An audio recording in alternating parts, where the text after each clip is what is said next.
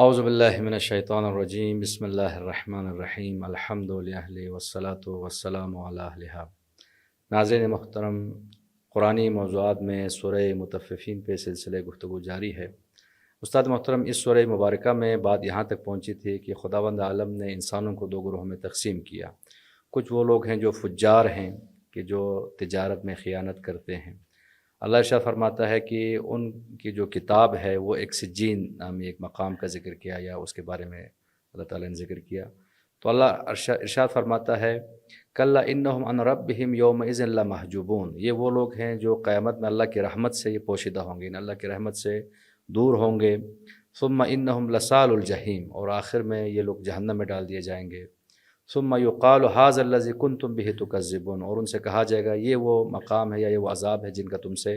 وعدہ کیا گیا، جو تم جھٹلاتے تھے اس کی جزا تجھے یہی دی گئی ہے۔ پھر اللہ ارشاد فرماتا ہے کہ کلا ان کتاب الابرار لفی علیین، لیکن جو ابرار ہوں گے، جو نیک لوگ ہوں گے، جو اللہ کے فرمان بردار ہوں گے، ان کی کتاب علیین میں ہوں۔ وما ادراک ما علیون، تم کیا جانو کہ علیون کیا ہے؟ کتاب مرقوم، وہ بھی ایک مرقوم کتاب ہے، تحریر شدہ۔ یشہدہ المقربون، مقرب لوگ اس کتاب کو دیکھ سکتے ہیں یا دیکھتے ہیں۔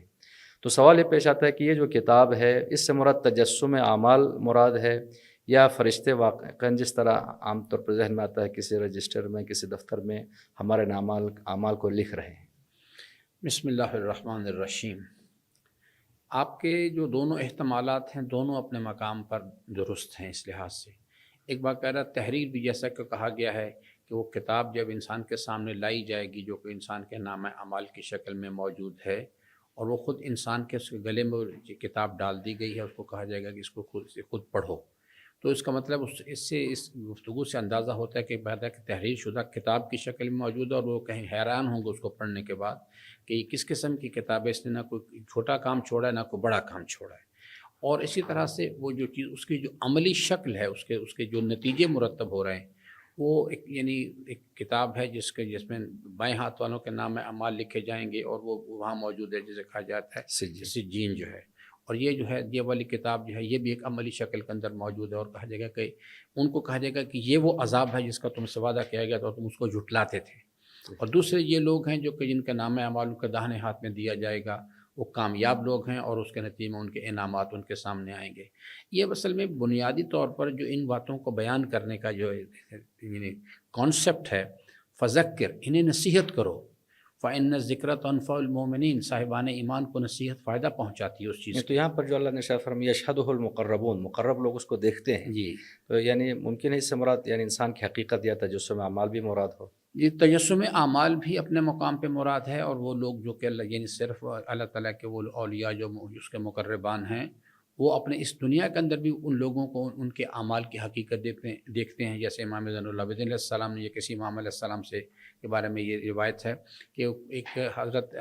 حج کا طواف کرنے کے بعد ایک طرف ہو کے بیٹھ گئے، تو لیکن بڑا ہجوم وہاں پہ اس کے گرد خانہ کعبہ کا طواف کر رہا تھا۔ تو ایک صحابی نے کہا امام علیہ السلام کے کہ کتنے انسان جو ہیں اللہ تعالیٰ کے گھر کا طواف کر رہے ہیں۔ تو امام علیہ السلام نے اس کو سمجھایا، اور انہوں نے کہا کہ آپ اس چیز کو اگر آپ ان کی حقیقت دیکھنا چاہتے ہیں، تو پھر امام نے اس کو حقیقت دکھائی، اور اس نے دیکھا کہ بہت سارے حیوانات ہیں، بہائم ہیں، درندے ہیں جو خانہ کعبہ کا طواف کر رہے ہیں۔ انسان کا ہر عمل اس کے اوپر اثر مرتب کرتا ہے آ کے، اور جو لوگ اللہ تعالیٰ کے مقربان ہیں وہ ان کی اس حقیقت کو اس دنیا کے اندر بھی دیکھتے ہیں۔ اور یہ کیفیت جو ہے یہ صرف معصومین علیہ السلام تک کی محدود نہیں، بلکہ اللہ تعالیٰ کے غیر معصوم اولیاء کرام کے بھی پاس اس قسم کی کیفیت جو ہے، جیسے آیت اللہ جمال الدین گل پیگانی جو ہیں، ان کے بارے میں بھی یہ روایت ہے کہ وہ لوگوں کی اصل حقیقت کو ان کی جو ان کے اعمال کے نتیجے میں بن چکی ہوتی تھی وہ اس کو دیکھتے تھے۔ تو یہ کیفیت جو ہے اللہ تعالیٰ کے مقربان کے پاس ہوتی ہے، وہ اس کتاب کا بھی مشاہدہ کرتے ہیں، اور اس کتاب کے نتیجے میں عملی شکل جو انسانوں کی وجود بن رہے اس کو بھی دیکھ رہے ہوتے ہیں۔ تو اللہ ارشاد فرماتا ہے ان الابرار لفی نعیم، کہ جس طرح پہلے فجار کے بارے میں کہا کہ وہ جہیم میں ہیں،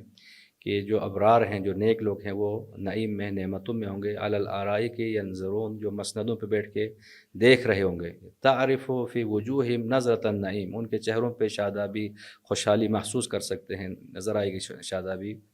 یسقون من رحیق مختوم، کہ وہ ان کو یعنی سر بمہر مشروب پلائے جائیں گے، ختامہ مسک وفی ذلک فلیتنافس المتنافسون، اور اس پہ مہر لگی ہوگی وہ مشک کی، اس میدان میں چاہے کہ جو سبقت کرنے والے ہیں کہ وہ اس میں سبقت کریں۔ تو یہاں پر بھی جو نعمتوں کا ذکر کیا گیا ہے اللہ تعالیٰ کے جو نیک افراد کے لیے، ابرار کے بارے میں، تو یہاں پر جو شراب کا ذکر کیا یا اللہ ارشاد فرماتا ہے وہ مزاج ہو من تسنیم، کہ جو شراب ان کو یا مشروب پلائے جائیں گے کہ اس میں تسنیم کی آمیزش ہوگی،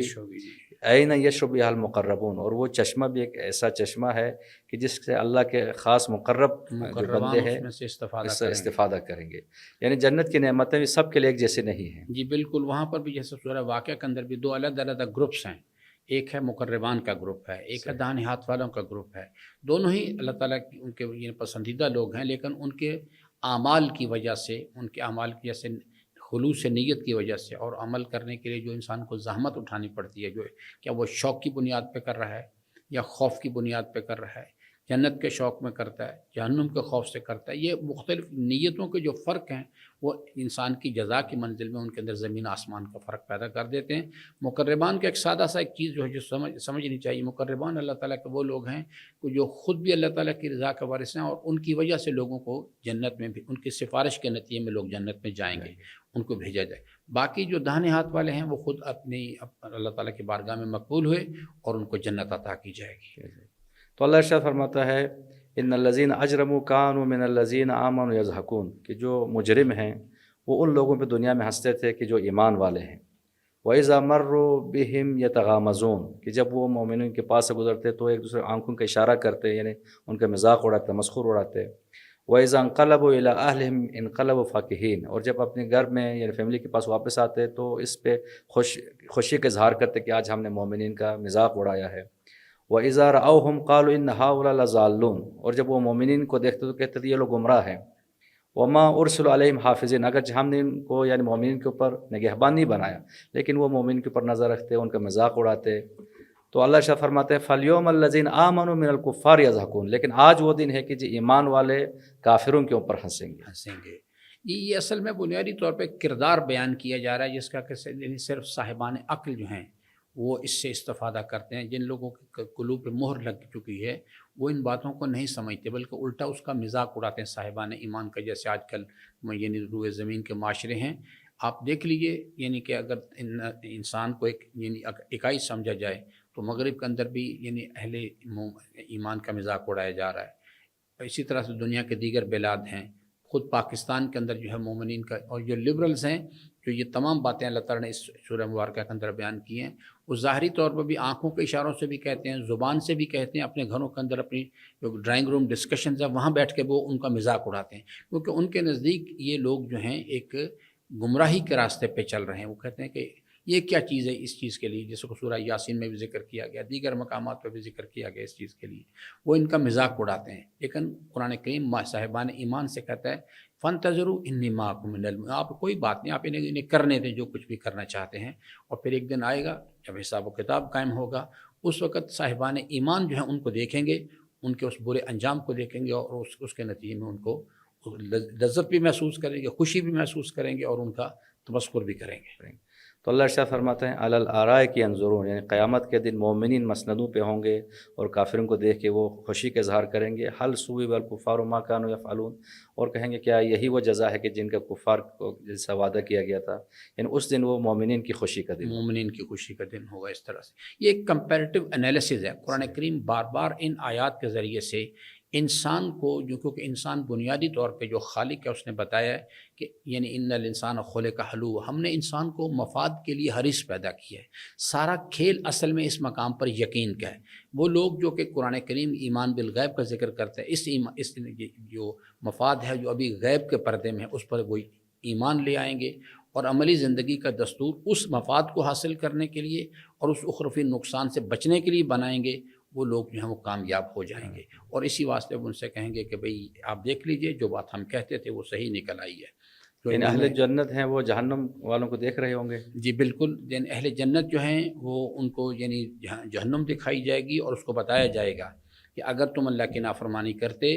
تو اس کو جہنم میں اس کا مقام دکھایا جائے گا کہ یہ اس جگہ یہ جگہ تمہاری تھی۔ اور اسی طرح سے اہل جہنم جو ہیں ان کو بتایا جائے گا کہ اگر تم اللہ کی فرمان برداری کا راستہ اختیار کرتے تو یہ مقام تھا تمہارا، جس کے نتیجے میں اہل جنت کا جو ان کا لطف ہے، ان کا جو شوق ہے، اس میں اور اضافہ ہوگا، ان کو اور اطمینان حاصل ہوگا کہ اللہ تعالیٰ نے نہ صرف ہی کی نعمتیں عطا کی بلکہ اس عذاب سے بھی بچایا مجھے۔ اور اہل جہنم کو جب ان کا جنت میں مقام دکھایا جائے گا کہ وہ تو ان کی جو طبیعت کی گرانی ہے،